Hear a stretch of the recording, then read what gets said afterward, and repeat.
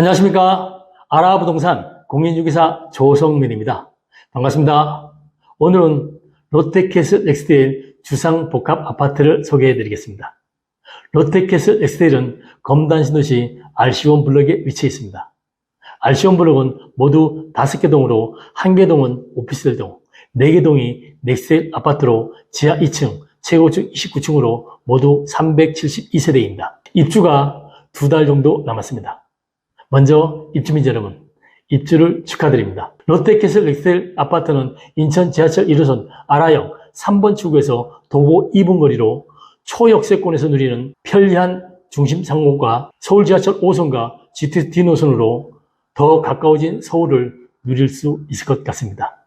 또 원당 태리간 광역도로 쾌속 교통망도 갖췄습니다. 롯데캐슬 엑스데일은 상업지구 바로 앞에 위치해 있고 롯데마트, 이마트 트레이더스, 홈플러스 등 대형 마트를 편리하게 이용할 수 있습니다. 그리고 북쪽으로는 이음초등학교, 이음중학교, 이음고등학교를 도보 10분 거리 내에 이용할 수 있고 남쪽으로도 인천 아람초등학교를 도보 10분 거리 내에 이용할 수 있습니다. 비가 오거나 눈이 오거나 날씨가 쌀쌀하거나 무더운 찜통더위에 아랑곳하지 않고 체류형 복합상가 롯데 넥스테일 복합문화상업시설도 이용할 수 있습니다. 계양천 수변공원과 아라 센트럴파크 등 쾌적한 자연환경도 누릴 수 있습니다. 롯데캐슬 엑스데일 아파트는 84 타입 위주로 롯데캐슬 브랜드 파워입니다.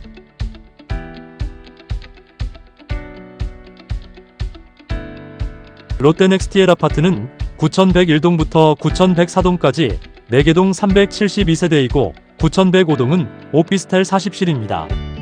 대부분 84 타입 위주로 구성되어 있고 108A 타입은 9102동 3호라인과 4호라인 56세대가 배치되어 있습니다. 84A 타입 기본형입니다. 84A 타입 확장형입니다. 84B 타입 기본형입니다. 84B 타입 확장형입니다. 84C 타입 기본형입니다. 84C 타입 확장형입니다. 84D 타입 기본형입니다. 84D 타입 확장형입니다. 108A 타입 기본형입니다. 108A 타입 확장형입니다. 롯데넥스테일 아파트는 전매 제한 기간이 3년입니다. 즉, 당첨자 발표일 2023년 10월 18일부터 2026년 10월 18일까지 전매가 금지됩니다. 그러나 소유권이 전등기 이후는 매매가 가능합니다. 분양가 상한제 적용주택이지만 거주 의무 기간을 적용받지 않습니다. 다음은 검단 신도시 신축 아파트 등기 전, 전세 또는 월세 등 임대차 계약 시 유의할 내용을 안내해 드리겠습니다. 통상적으로 임대차 계약을 체결하기 전 가장 먼저 등기부등본을 발급받아 내가 계약할 집이 임대인 소유가 맞는지, 근저당이 설정된 것은 없는지부터 확인합니다. 또 전입신고와 확정일자를 통해 안전하게 내 재산을 보호하게 됩니다. 보통 신축 아파트는 입주 전 전세 계약을 맺는 게 일반적입니다. 신축 아파트는 준공 이후 임시 사용 승인이 나면 입주를 허용하지만 실제로 등기가 나오기까지 2-3달 시간이 걸립니다. 문제는 소유권이 전등기 이전이라 세입자로서는 계약 체결 전 등기부등본을 확인할 수 없어 소유권 여부나 채무관계 등을 판단하기 어렵다는 것입니다. 일반적인 임대차 계약에 비해 몇 가지 꼼꼼하게 체크를 한 뒤 계약을 하는 것이 좋습니다. 신축 아파트는 공급계약서를 통해 주택 실소유자 여부를 확인해야 합니다.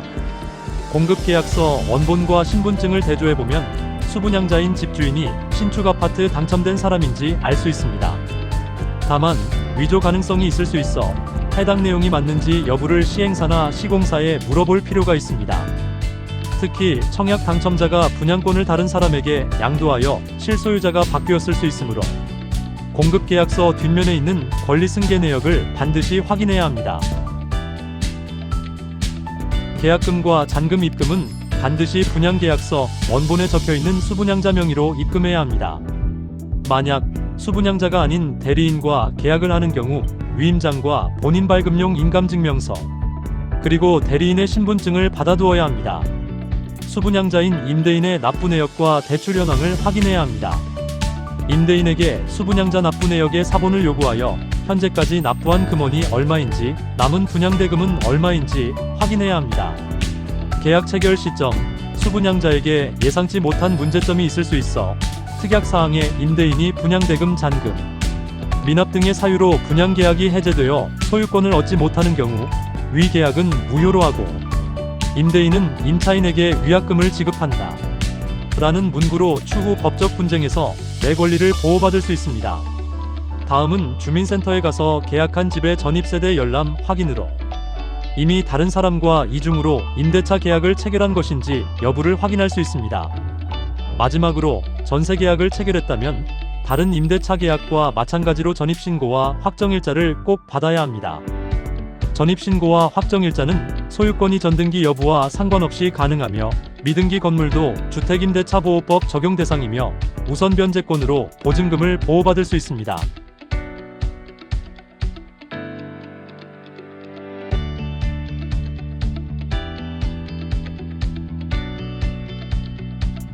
전세보증보험에 대해 말씀드리겠습니다.